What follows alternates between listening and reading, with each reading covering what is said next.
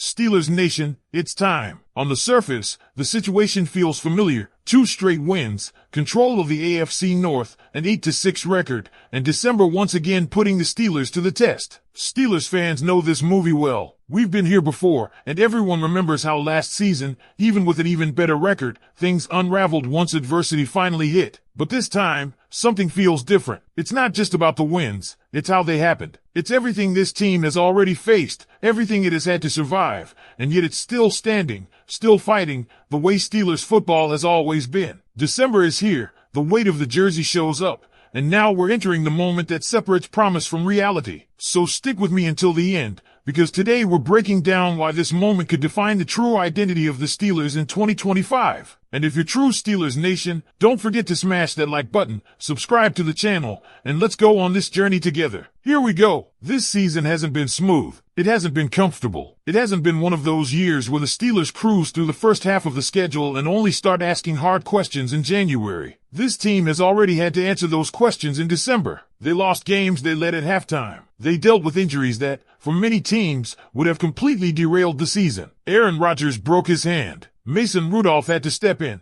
Derek Harmon has been in and out. TJ Watt played through a collapsed lung. These are not minor footnotes. These are season-altering situations, and yet the Steelers are still standing, still leading the division, and still finding ways to win. That's where the biggest difference from last year begins. In 2024, when things started to go wrong, the Steelers never found the answer. They never found the stopper, the moment, the adjustment that could halt the slide. This year, they did. After a 2-game skid where leads slipped away, they stopped it cold. 2 wins in a row, against teams fighting for playoff position, and not fluke wins either. These were games where the Steelers adapted, adjusted, and imposed their style in different ways depending on the matchup. Defensively, this team is no longer married to one look. Earlier in the year, the heavy reliance on single high coverages wasn't working. Instead of stubbornly forcing it, the Steelers shifted. Cover 2, mixed looks, then back to single high when the matchup demanded it, like against Baltimore. That flexibility didn't exist last year. This time, it's clear the coaching staff understands when to persevere and when to pivot,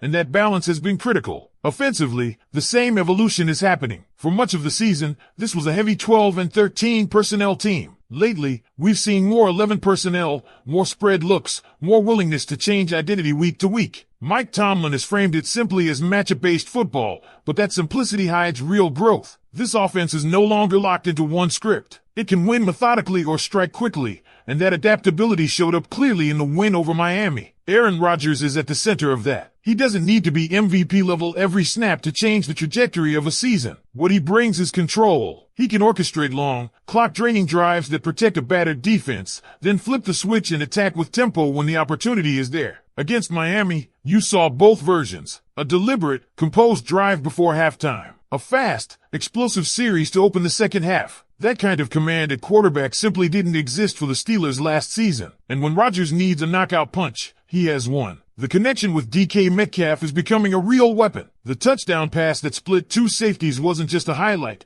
It was a reminder of what an elite quarterback can do in moments that matter. Even if Rodgers is no longer that guy every single play, he's still capable of stealing a game with one throw. And that matters in January. The growth isn't limited to the stars. Younger players are stepping up across the roster. The offensive line, once a weekly concern, is stabilizing. Players like Troy Fautanu and Zach Frazier are holding up in protection and creating lanes in the run game. Defensively, younger contributors are gaining confidence, and veterans like Cameron Hayward and Alex Highsmith are still setting the tone. This is what it looks like when a team's ceiling starts to rise late in the year instead of collapsing. There's also the broader context of the AFC. Last year, the conference was filled with dominant, fully formed teams. The Steelers walked into that playoff picture like an average team facing giants. This year, that landscape is gone. Every contender has flaws. Every team can be beaten. There is no unstoppable force waiting on the other side. That doesn't guarantee anything, but it changes the math. If the Steelers continue to play their best football, there is a path to real postseason success. Home field matters too. Cold weather games in Pittsburgh are different. We saw it against Miami. Dome teams look very different when the temperature drops. If the Steelers can force opponents to come to them,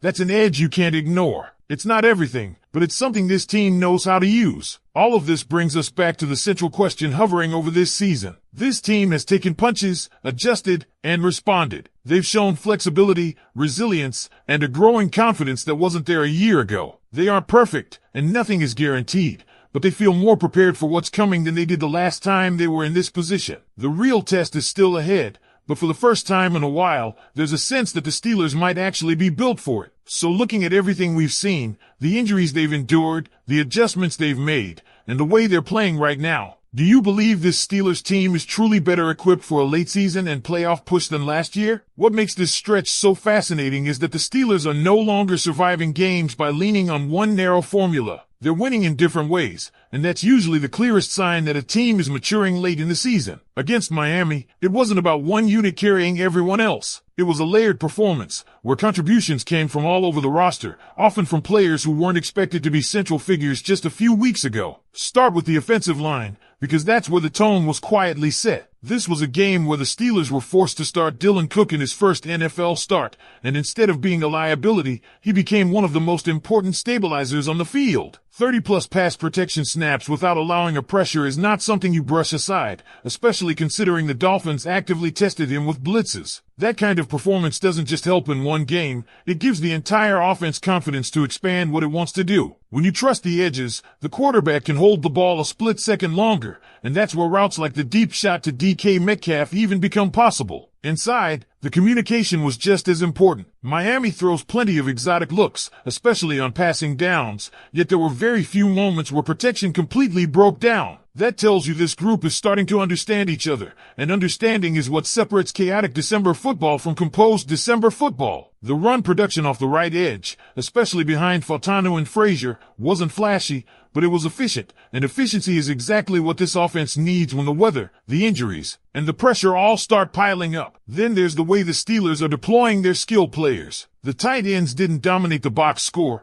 but they consistently did their jobs. Jonnu Smith's catch and run touchdown wasn't about speed, it was about physicality and awareness. Pat Freiermuth worked the middle of the field when called upon, and Darnell Washington continued to be a force in the run game. Even when the offense leaned more heavily into three wide receiver sets, the tight end stayed relevant, and that balance keeps defenses from keying in on tendencies. Defensively, the performance was just as telling. Joey Porter Jr. barely heard his name called, and for a cornerback, that's the highest compliment. Jalen Waddle was essentially erased from the game plan, not because of scheme tricks, but because Porter simply won his matchups. On the other side, Asante Samuel Jr. delivered one of the most important plays of the game. The interception wasn't luck. It was bait. He showed just enough space underneath to convince the quarterback the throw was there, then closed the window at exactly the right moment. Yes, he later gave up a jump ball touchdown, but context matters. The interception came at a critical time and shifted momentum in a way that doesn't show up fully in stat sheets. Up front, the pressure was constant even when the sacks didn't pile up. Alex Highsmith's 6 pressures forced hurried decisions all game long. Cameron Hayward anchored the interior, making life difficult for the run game and collapsing pockets in subtle ways that allowed others to finish plays. Patrick Queen didn't have a perfect game,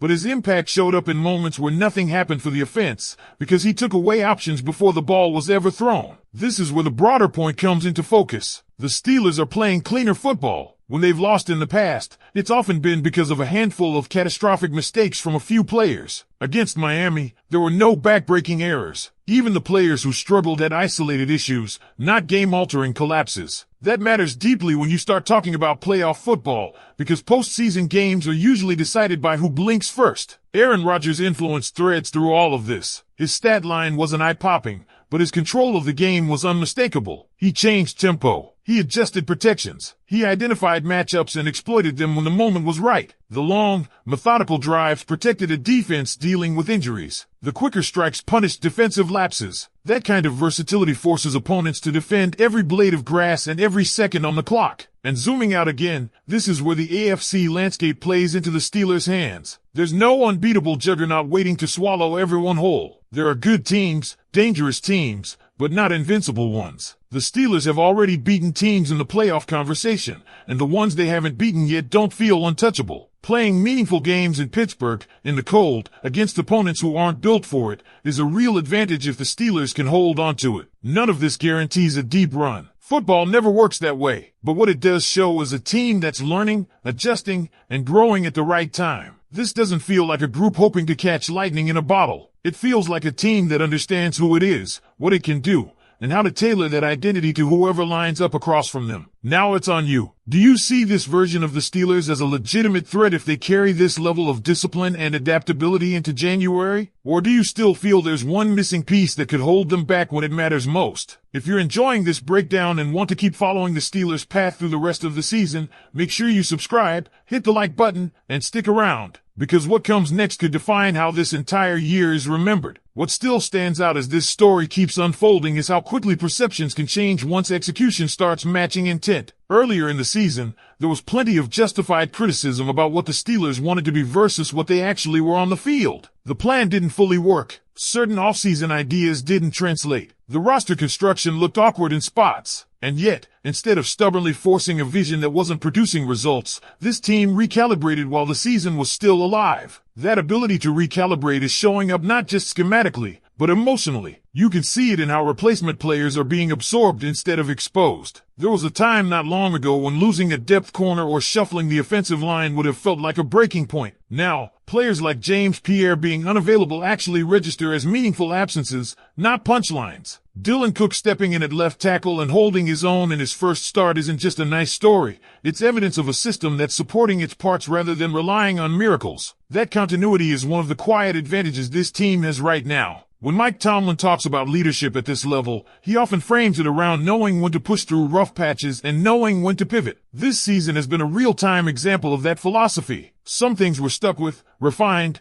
and eventually clicked. Other things were abandoned without ego. That balance is hard to strike, and when teams get it wrong, seasons collapse. When they get it right, you see exactly what the Steelers are showing now. Steadier performances, fewer self-inflicted wounds, and a growing belief that the next adjustment will work because the last few already have. You also feel a different kind of confidence in how they're handling pressure moments. Late in games, there's less panic and more patience. On defense, coverage discipline has improved, and quarterbacks are being forced to hold the ball just long enough for pressure to matter. On offense, there's a willingness to take what's there instead of forcing hero plays. That's a direct reflection of having a quarterback who understands that controlling the game is often more valuable than dominating the highlight reel. Aaron Rodgers doesn't need to carry the team every week for this to work. What he does need to do is keep everyone aligned, and that's exactly what's happening. The offense feels organized. Drives have purpose. Even when plays don't hit, there's rarely confusion about assignments or timing. That kind of order becomes critical once games tighten up and margins shrink. The defense feeds off that, too. Knowing they won't be thrown back onto the field after a 30-second possession changes how aggressively you can play. It allows pass rushers to hunt instead of pacing themselves. It lets linebackers trust their reads. It allows the secondary to disguise looks and bait throws,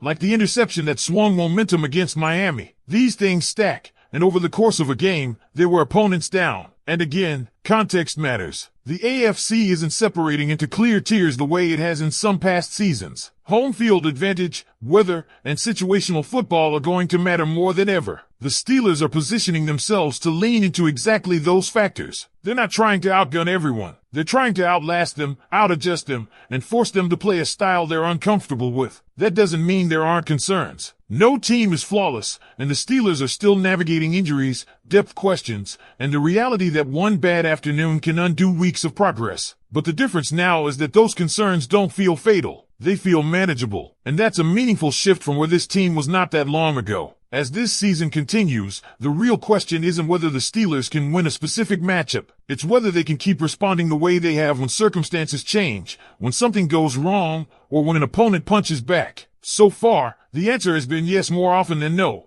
and that's why this stretch feels different. If you want to keep breaking down how this season unfolds, how these adjustments evolve, and what it all means once the postseason picture sharpens, make sure you subscribe, leave a like, and stay locked in with the channel. The next few weeks are going to tell us exactly who this team really is, and you won't want to miss how it plays out. As we push deeper into this conversation, what really deserves attention is how the Steelers are managing the fine margins, because December and January football almost always come down to those details. Big plays matter, stars matter, but playoff games are usually decided by discipline, situational awareness, and whether a team can avoid beating itself. Over the last stretch, that's where the Steelers have quietly taken a step forward. Look at how few catastrophic mistakes showed up in this game. There were no blown coverages that flipped the entire flow. No offensive possessions that ended because of total miscommunication. Even the players who received criticism had isolated lapses, not repeated failures. That may sound like a low bar, but it's actually one of the hardest things to achieve in meaningful late-season games. Clean football doesn't grab headlines,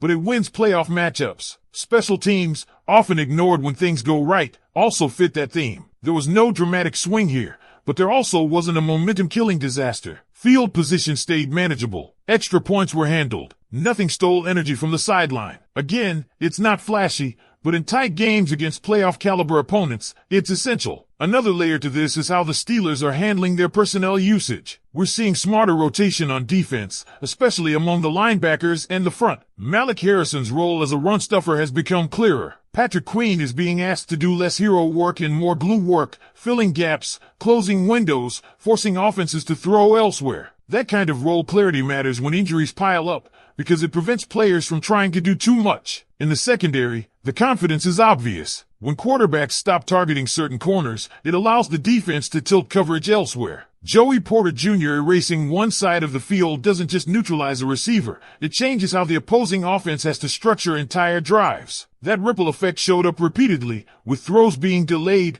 routes being abandoned, and pressure having time to arrive. Offensively, the Steelers are becoming more comfortable living in uncomfortable situations. Third and medium no longer feels like a guaranteed punt. Red zone possessions feel composed rather than frantic. Even when a drive stalls, it doesn't feel like the offense lost its identity. That's a significant shift from earlier in the season, when one negative play could completely derail momentum. The presence of Aaron Rodgers accelerates that composure. You can see it in how the huddle responds, how the line adjusts, how receivers stay patient.